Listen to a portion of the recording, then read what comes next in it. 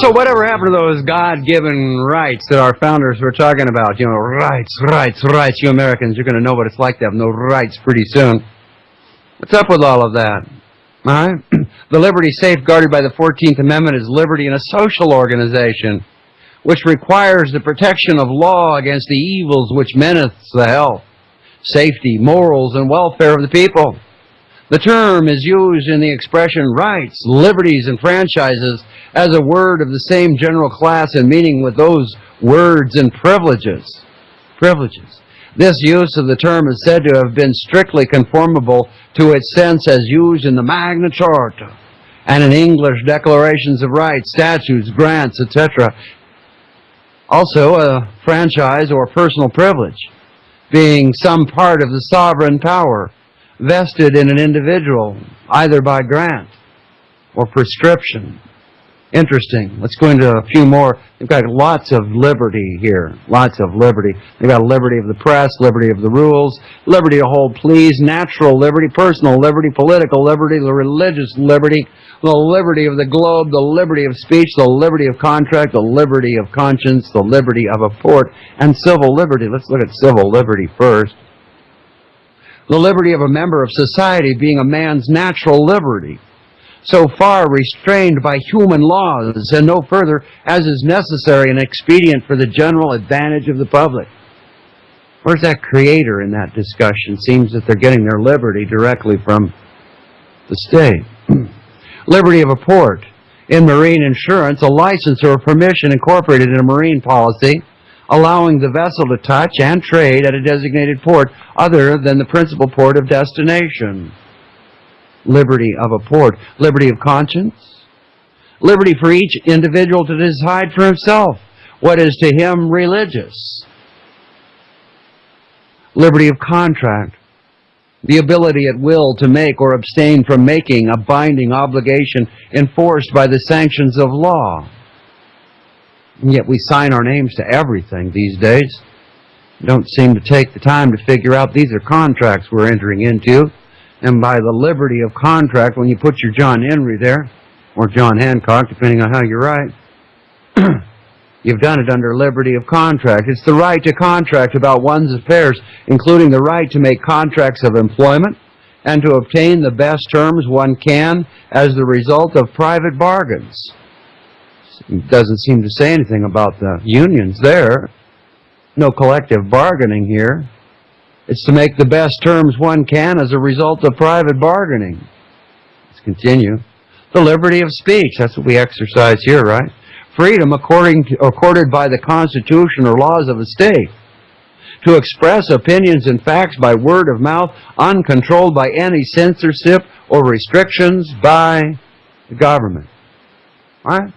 So we come on and I exercise my liberty of speech here and let my tongue run unbridled. Best language tending to the violation of the rights of personal security and private property and toward breaches of the public peace is an abuse of this right.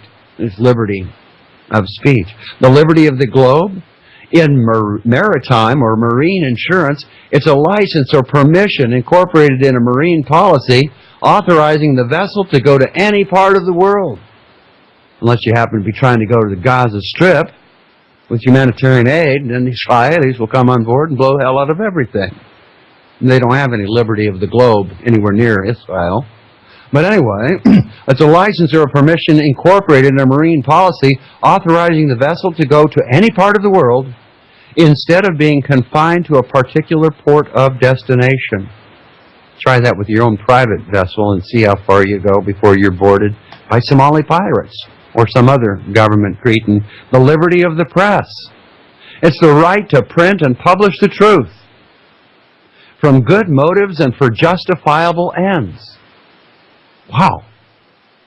It's a right to print and publish the truth? What about all the people that write and print and publish things that are not true? Do they not have the liberty of the press? What do we do about this Bloomberg website and so many others? What do we do about, what was it, Katie Couric? Don't even know who she is. Never mind. I don't know her. Fox News, CBS, CNN.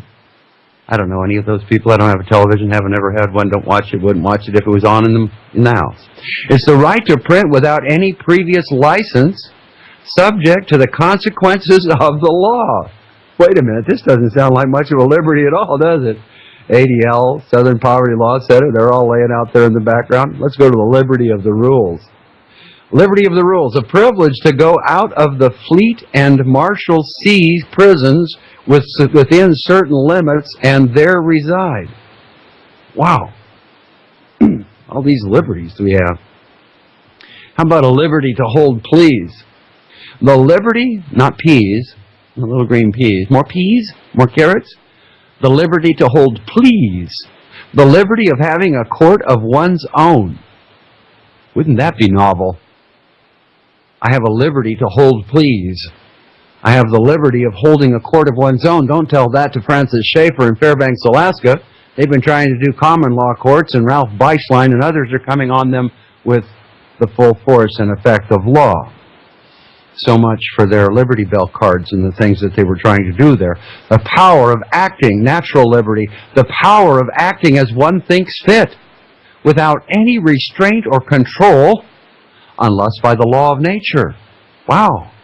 Maybe that's the one we really want to focus on. Natural liberty. You know, the founders said the laws of nature and nature's God.